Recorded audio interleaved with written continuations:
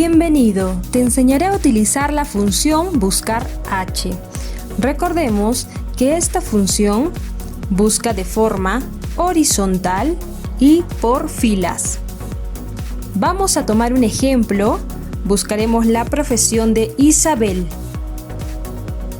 En la celda D2 colocaremos la fórmula buscar H, paréntesis, el valor buscado será el nombre de Isabel.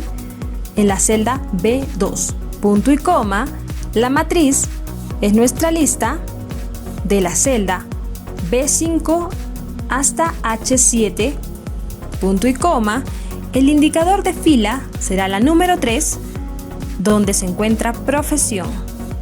Punto y coma, colocamos la palabra falso para una coincidencia exacta. Cerramos paréntesis y aceptamos. Tenemos el resultado que la profesión de Isabel es administración. Si te ha gustado este video, puedes comentarlo y compartir. Nos vemos en una siguiente oportunidad.